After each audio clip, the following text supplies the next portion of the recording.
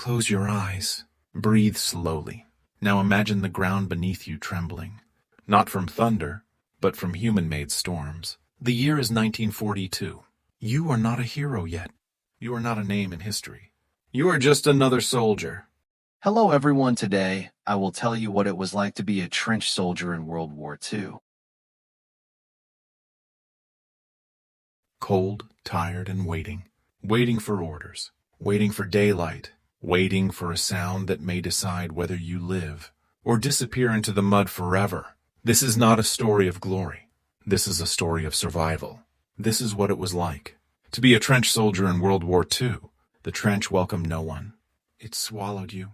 A narrow wound cut into the earth, filled with rainwater, broken wood, rusted wire, and the footprints of men who might never walk again. Your boots sank deep, as if the ground itself wanted to hold you back.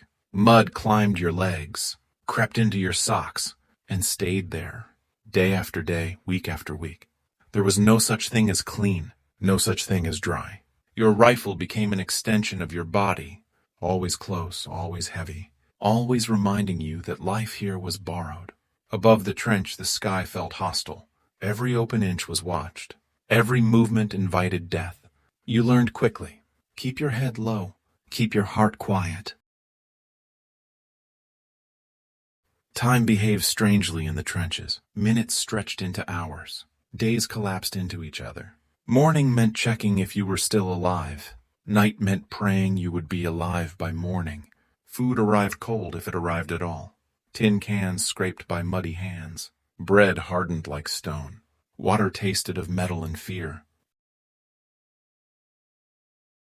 Rats ruled the trenches. Fat, fearless creatures, feeding on scraps, supplies, and sometimes the fallen.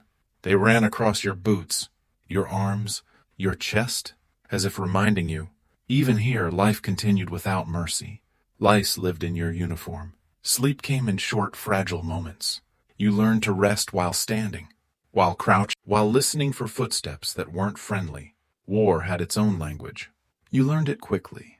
The whistle, sharp, final, unavoidable. The shell, a rising scream followed by a world-breaking roar. The silence, the most terrifying sound of all. Your ears rang constantly. Your chest tightened with every explosion. The earth shook. Walls collapsed. Men shouted names that no one answered. Sometimes the trench saved you. Sometimes it became a grave. You saw friends one moment and empty space the next. You stopped asking why. There was no time. Fear never left. It only changed shape. It lived in your hands when they shook, in your breath when it caught in your throat, in your thoughts when you imagined home. Yet, in that fear, something rare was born.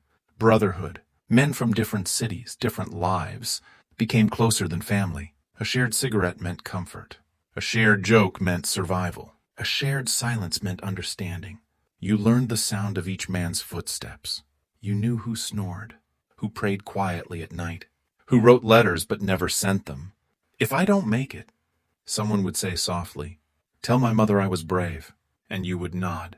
Even though bravery felt like a lie, you all needed to believe. There were moments when waiting ended. The order came. The ladder stood ready.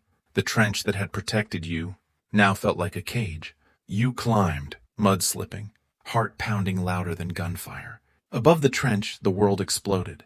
Smoke blinded you. Bullets tore through air like invisible knives. Men fell before they could even run.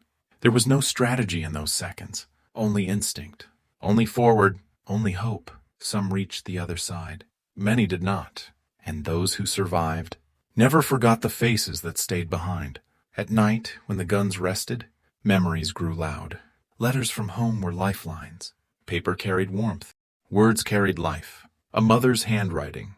A sister's joke. A lover's promise. You read them slowly, as if speed might make them vanish. You imagined peaceful streets, warm meals, normal days. Sometimes you cried silently. Sometimes you smiled. Sometimes you folded the letter carefully and placed it close to your heart, hoping it might stop a bullet. When the war ended, the trenches emptied, but they never truly let go. Soldiers returned home older than their years. Sleep came with shadows. Loud noises became enemies. Silence felt heavy. The trench lived on, in dreams, in scars, in eyes that had learned too much about death. They were called heroes, but many felt hollow. They had survived hell, and survival itself felt like a burden. So when you hear about World War II, remember this.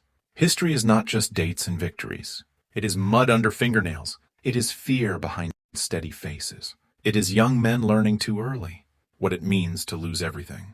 The trench soldier did not fight for glory. He fought because he had to, because the man beside him depended on it, because hope, even fragile hope, was stronger than fear. If this story moved you, subscribe and hit the bell icon for more stories that give history a human voice. And now I ask you, if you were standing in that trench with death above and darkness below, would you have had the courage to climb out? This was the story and what it was like to be a trench soldier in World War II. Tell me what you guys want to hear next. Thanks for sharing your time with me. Hope you have a great day ahead. Thank you.